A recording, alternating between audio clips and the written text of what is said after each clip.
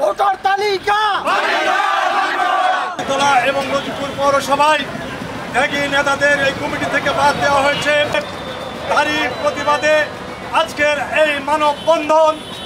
তারাও আজকে জানে আমাদের অনেক ত্যাগী নেতা কর্মীকে বাদ দিয়ে অবৈধভাবে এই ভোটার তালিকা হয়েছে, এটা তীব্র প্রতিবাদ জানাই এবং নতুন করে সংস্কার করে আমাদেরকে আবার এই ভোটার তালিকায় যারা ত্যাগী নেতাকর্মী এদেরকে আওতাভুক্ত করা হোক এবং তাদের কিছু স্বার্থের জন্য এই ত্যাগী নেতা কর্মীকে বাদ দিয়েছে, এর তীব্র প্রতিবাদ জানিয়ে নতুন করে সংস্কার করে ভোটার তালিকা করে ভোট দেওয়ার নতুন করে আহ্বান জানাচ্ছি।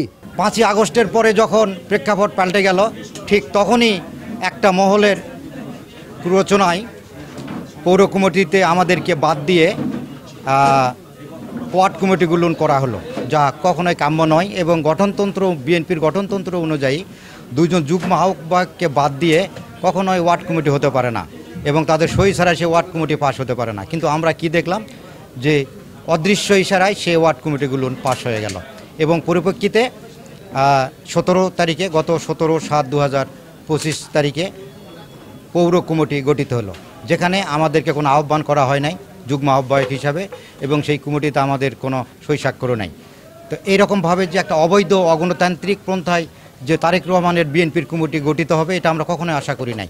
তাই আজকে সাংবাদিক ভাই আপনাদের সম্মুখে আমি তীব্র প্রতিবাদ জানাচ্ছি এবং দাবি জানাচ্ছি যে অগণতান্ত্রিক প্রক্রিয়ায়, অগঠনতান্ত্রিক প্রক্রিয়ায় যে বিএনপির পৌর কমিটি করা হয়েছে, আমি এই কমিটির বিলুপ্ত চাই এবং আমাদের রাজশাহী বিভাগের যে লিডার বীর মুক্তিযোদ্ধা আব্দুল সালাম আমাদেরকে যে কমিটমেন্ট দিয়েছিল যে আমি সকলকে নিয়ে সমন্বয়ের মাধ্যমে পৌর কমিটি করব, সেটার বাস্তবায়ন দেখতে চাচ্ছি।